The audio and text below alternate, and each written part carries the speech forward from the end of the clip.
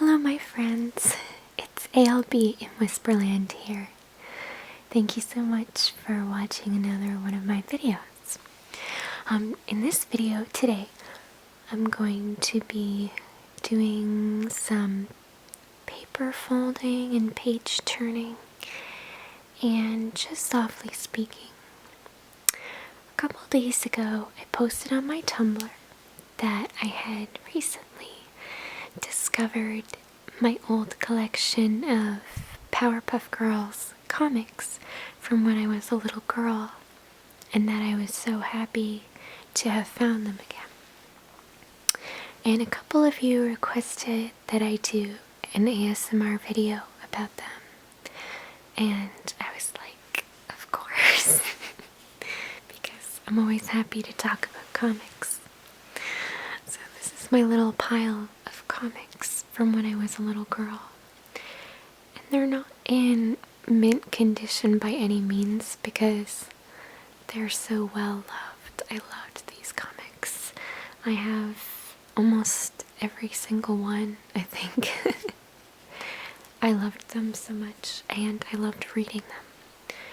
And they meant a lot to me, but I think that you can tell that even as a little girl, I took really good care of my things because these are still in extremely good condition, like with no folds or creases.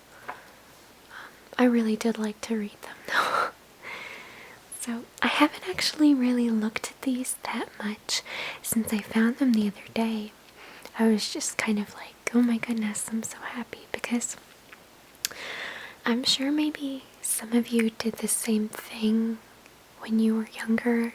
You go through like this stage when you're a teenager where you think you're like too cool for everything, and that you don't need the things you had when you were like a kid, and that you just want to get rid of everything. And then you get older, like an adult, and you're like, why did I throw that away? Because it's so cool. Yeah.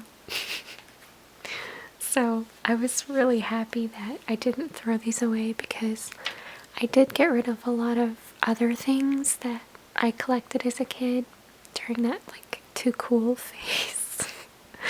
So I'm so happy I didn't get rid of these, because as you know, I really love comics, and obviously I've been reading them for a long time. I've always been really interested in them because I like to read a lot and I really love art and illustration, so it's just a natural mix.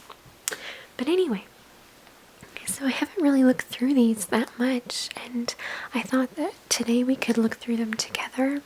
There's quite a few here, but I just figured, you know, you and me could look through them together because you're my friend, so I just thought it would be fun for us to do that. So this one I did set aside for us to go through first because it's just so funny to me. The caption on this is, "Are they really ready for this jelly?" Which is so funny to me because, you know, of the song, I don't think they're ready for this jelly. So it's funny now because as a kid I would not have thought that was funny. But as an adult, it's kind of like, I get it. So this one came out in January 2003, so it's over 10 years old. Isn't that wild? You may notice in this video the lighting is kind of all over the place, and that's just because it's the afternoon for me filming, and I get kind of a pretty light in here during this time because of the trees outside. I really hope that that doesn't bother you too much. If it does, I apologize for that. So we have here a cat burglar that it seems that she's going into the Powerpuff Girls house to steal something from them. to steal Chemical X so she can make lots of money. I really like old comic pages. They're more papery. The new comics, they have like a gloss on the pages. They're still not like, you know, a glossy paper, but they are a higher quality paper. And it's different, but I like that it's different, you know. It's really fun to go back through comics like this because it kind of takes you back to a simpler time. Because the ads, like I'm looking at these and I remember looking at these ads as a kid. Oh, here's one for Magic the Gathering. It's so funny because as a young girl I had no interest in this and now I play it. So it looks like the cat burglar used the Chemical X jar with jelly in it, and now there's a jelly monster.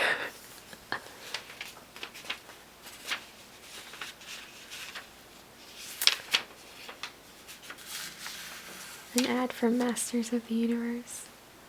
Oh, here Buttercup tried to punch the jelly and she got covered in jelly.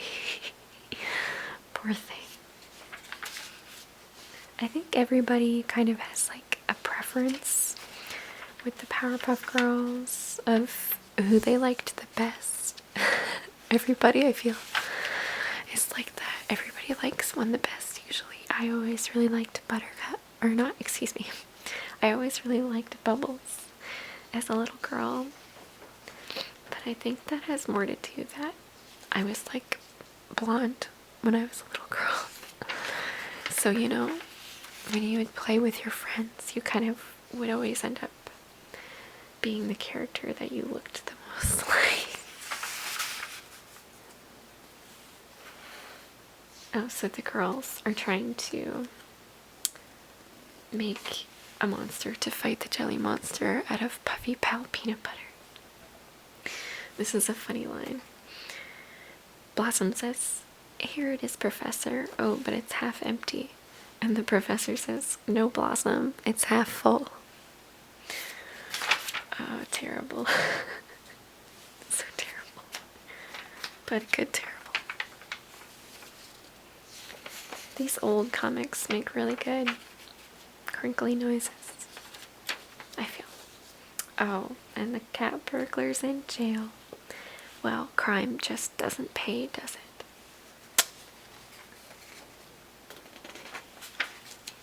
Oh. And so once again, the day is saved by the Powerpuff Girls. Cute, cute. So, I'm just going to go through a couple of the covers, because the covers were really interesting. So this issue is a special issue. It wasn't part of the continuity of the comics at the time. It is for the Powerpuff Girls movie that came out. This is the official comic book adaptation. So it was basically the movie in comic form. And it has a lot to do with the origin stories of the Powerpuff Girls and the origin story of Mojo Jojo. How the professor created the girls and when they started at school. And how Mojo Jojo was jealous because he was also created by the Chemical X.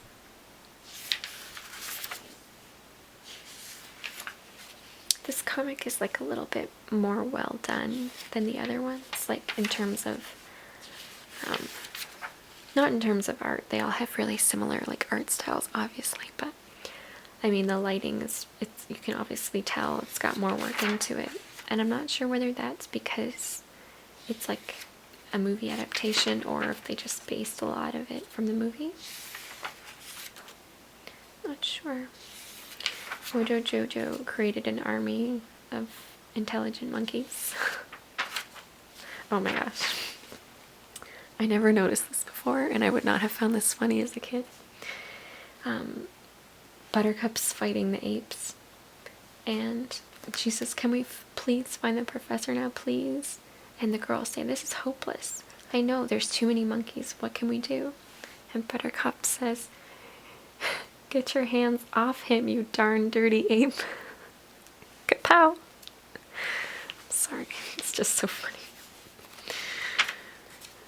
Sometimes I think that it's almost like they gear certain things to adults because most kids really wouldn't understand the references unless they had really, really cool parents. Oh man, the Scooby-Doo movie. I haven't seen that forever. I should totally watch that again. Have you seen it? I remember we went to go see that one in theaters. Oh man, so old school. Look at a couple more covers here. This is for issue 23, and the mayor of Townsville, whose name is Mayor, is gambling the town.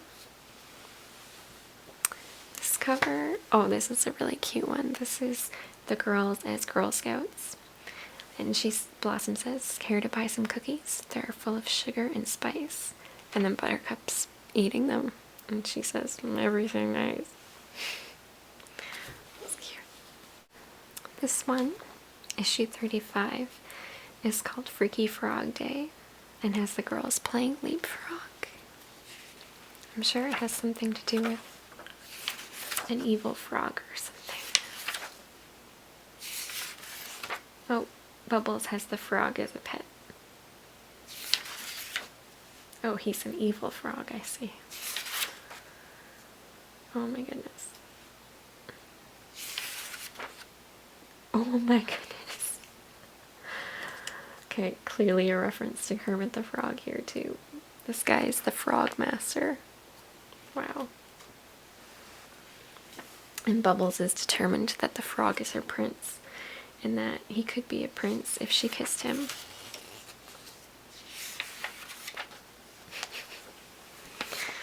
They had a lot of really zany monsters in these books. And this one says him. This is this villain, him. That's its name. Roses are red, violets are blue. Townsville's in trouble, and so are you. So probably something with gardening taking over this city. Probably. Oh, this is a cute cover on this one. This says Pizza Power, and it has all the girls eating pizza together. I really like the colors on this cover. I wonder what it's about.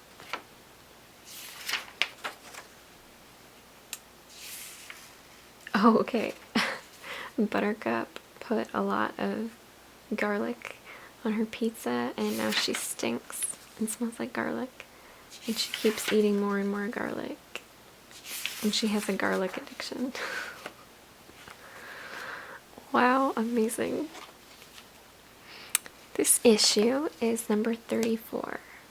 The Powerpuff Girls save the city of Townsville. Blossom says, "No, Bubbles, C-I-T-Y, not K-I-T-T-Y. And Bubbles says, "Oops."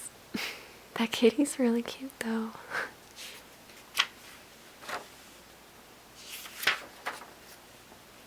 Oh, this one has a bee villain. The queen bee. Oh, and they're spelling things. I get it. There's an ad for Nintendo GameCube Sonic. I really liked GameCube. There's another ad for Magic the Gathering. Man, I wish I'd filled this out or applied for this. It says there's a scholarship and you can get free Magic for a year. I want free Magic for a year. Do any of you guys play Magic the Gathering? I don't play very seriously, just with my friends, because sometimes when you play seriously, like, it's not as fun. But when you're playing with friends, it's fun because there's no pressure. And you feel like it's just more fun, I feel. You don't feel like you have to know the most. Oh, Christmas issue. This is issue 29 and it came out in October 2002. And Hymn for the Holidays.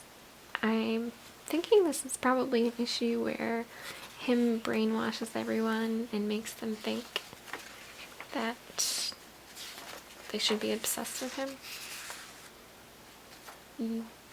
Yeah. Predictably good though. Him was like a really great villain. I remember as a kid thinking he was like the coolest.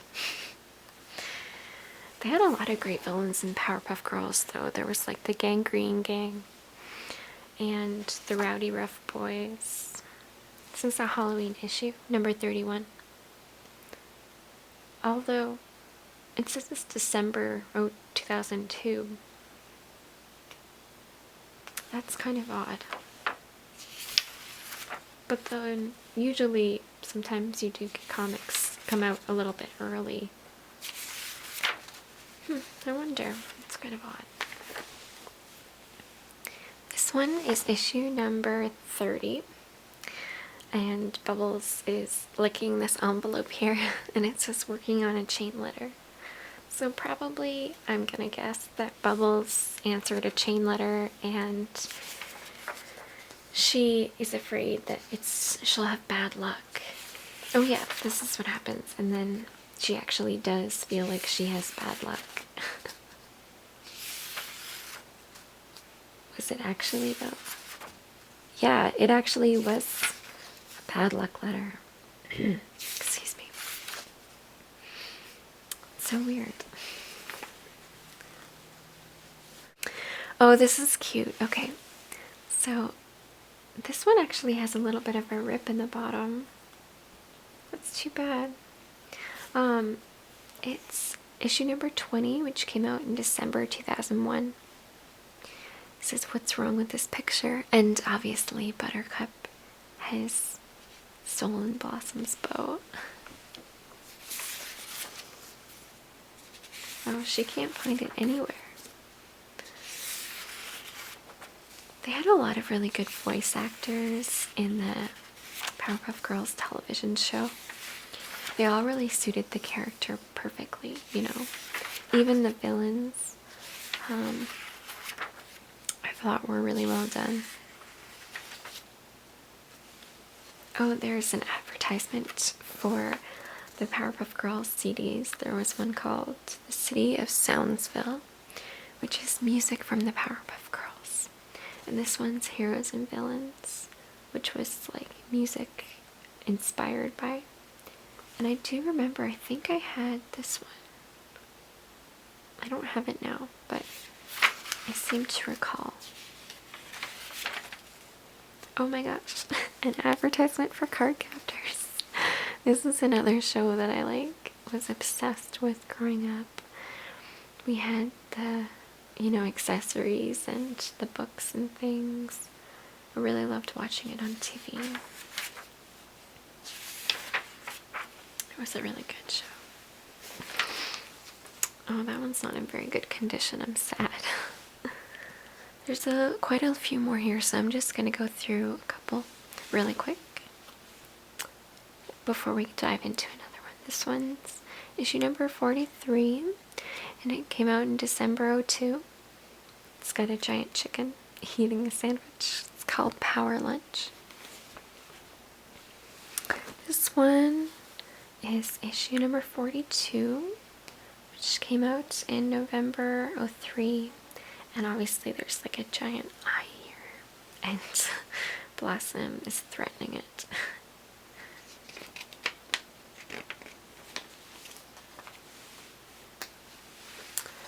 This one has the princess bursting through the pages here, and she says, "I'm gonna destroy the Powerpuff Girls." They look so happy. She was a good villain too. She was really spoiled, but she really just wanted to be friends with them. Princess Morebucks is her name. As if she really needed more books. She had quite a few. This one is Powerpuff Polite. Buttercup saying, "Pardon me, Mr. Fuzzy, but may we beat you up, please?" Probably something about being polite. And this is issue number 22 and came out in February 02. It seems to me that they have the same artist doing all of these covers, because I'm seeing the same signature on all of them. Well, this one's different, but on the majority the signature is PHI, and I'm not familiar with that artist. Maybe some of you will know. This one is issue 37, and it has the Gangrene Gang and him, Mojo Jojo. It says, "We will rock you." This is a cool cover. Oh, I really like this cover. This is issue 25, and it came out in May 02. It has the Powerpuff Girls bursting out of this horde of monsters. And it says, "Bonus All-Star Pinup Gallery, Perfectly Powerful Poses" by Mike Allred, Kyle Baker, John Byron, Jamie Hernandez, Mike Mignola, and Adam Warren.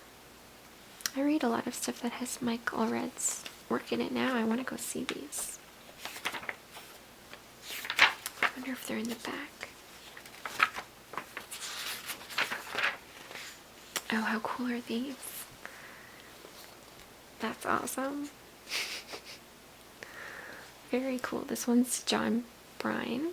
Hope Byron. I might be pronouncing that wrong, sorry. Kyle Baker. This would be a really good t-shirt, I feel. Fight evil. This one's Adam Warren. This is like obviously super anime and awesome, but it's really cute. Mike Mignola. I like hyper realistic Mojo Jojo here. These are really cool. I like these. It's nice to see like done in a different style, you know? This is Jamie Hernandez. Mike Allred and Laura Allred. That's cute. Not my favorite, but that's really cute. It's kind of a neat idea, I think, to do that. This cover is number 19, November 2001, and it says "Bad Vibes." And obviously, Mojo Jojo is meditating, and that is somehow hurting the Powerpuff Girls. Oh, this cover is so sad. This is issue 18 from October 01. And it says "The Trouble with Bubbles," and she looks so sad here. Bubbles, help. I wonder what they did to make her feel so sad. Oh my gosh, look at this advertisement. Harry Potter and the Sorcerer's Stone. Oh man. That's another thing that I was really obsessed with as a kid. Harry Potter. I mean, I still do really like it, but I was so obsessed when I was a kid.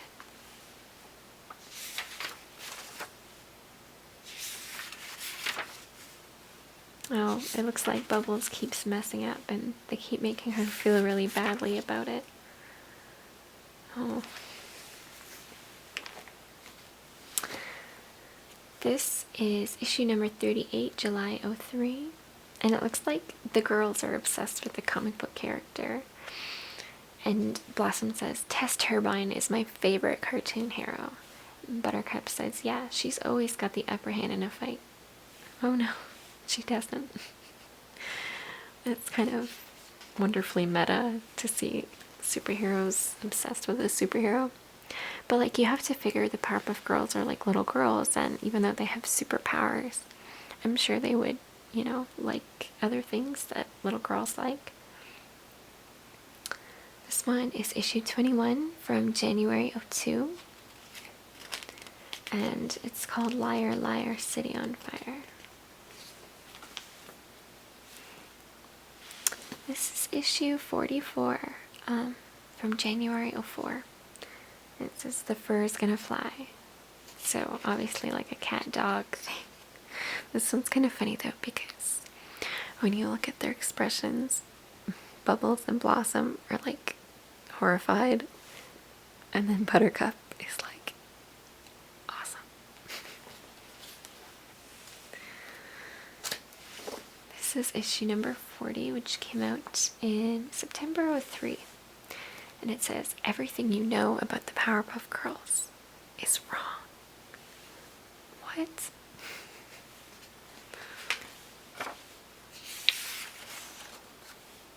Oh wow. It's this little boy who's saying everything you know about the Powerpuff Girls is wrong. Maybe they're trying to ruin their reputation. Oh, he's telling like a different origin story than what actually happened. Cute. Oh, I really like this cover. Powerpuff Girls issue 27 from July 02. And it says, messing you. So obviously the Powerpuff Girls let their room become such a mess that it starts to take over. Yep. It's funny, like, looking at these, it kind of comes back to me because I read them so much as a little girl. I say that, like, probably I valued comics even more as a little girl than I do now, because right now maybe I read them, you know, twice or 3 times. And I do lend my comics to friends, but I mean, these I probably read like 10 times. But that's okay, because it's different from when you're a kid to when you're an adult. As long as they were read and like loved, I think it's okay, you know? And we've only got a couple left here. This is issue number 45, which came out in February 04. And Princess Morbucks is giving out candy that brainwashes all of the kids. And she says, kids go wild for these. And this is a thicker issue. It's issue 33, which came out in February 03. And the girls say, look out, Mojo Jojo, it's the fuzz. Obviously, Mr. Fuzzy Lumpkins. I think this is the issue where they teach Fuzzy how to be nice. Yeah, they teach him how to be polite. And then he helps them, I think. Oh, that's why this is thick. It has this DC verb thing in it. Oh, okay. It's like an advertisement for kids to be active in their communities. You wish, turning your wishes into actions. Shh, don't tell the boys. Take your ideas and make them happen. We want you, why volunteers rock. Help achieve. Oh, and it has a little comic with Cassandra Cain. That's cute. I guess she would have been Batgirl at that time, yeah. Hot girl. Oh, this is like really cute. That's adorable. I love how all of the other ones are like help achieve. And this one's skate. Good job, Tim Drake. Good job.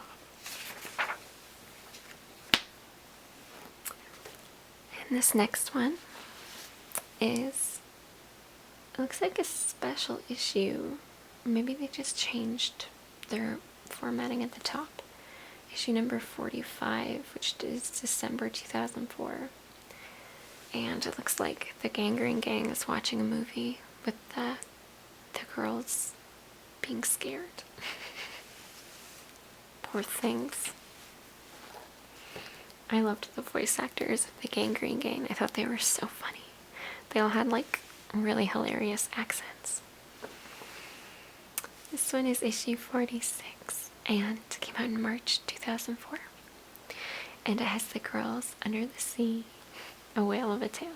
And as usual, Blossom, Bubbles are having fun.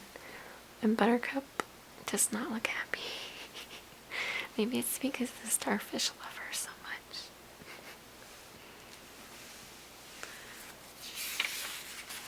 Cute.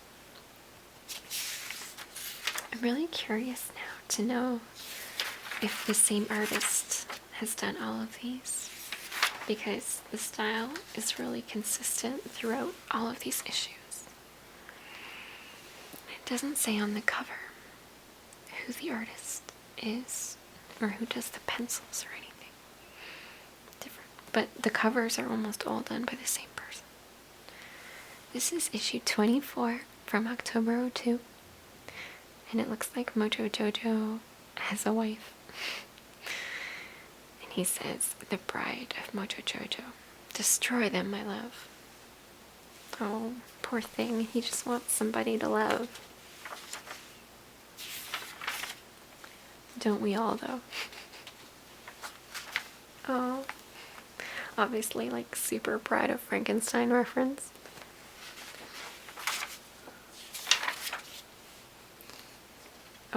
Oh geez. She's not very nice.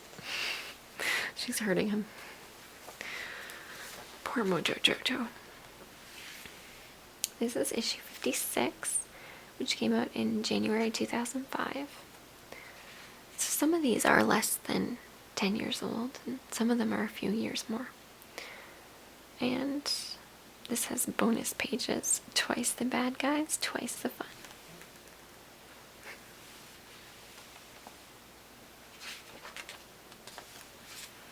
And this is the last one, you guys. This is issue 39. Came out in August of 03. And it has the girls on a beach. It says "just chillin'." And it's pretty cute, actually, this cover. No business like snow business. So obviously the city of Townsville gets covered in snow during the summer. I really love winter, so I'm sure I would have loved this issue. Well, I do love it, but I mean even more as a kid. Cotton candy you can eat with a spoon. Look at this ad for Dairy Queen. Oh, I wish they still had this. I would love to eat this. Cotton candy blizzard. Oh man. I wish they still had that. I love cotton candy flavored things. This is so cute. Thank you for joining me while we did this. It's kind of fun to look through old stuff from your childhood with a friend. So thank you for joining me for this. I'm like reliving my childhood through these. And hopefully you did too. I mean, maybe you read these as a kid too. And you can look at my collection with me. I don't mind sharing with you.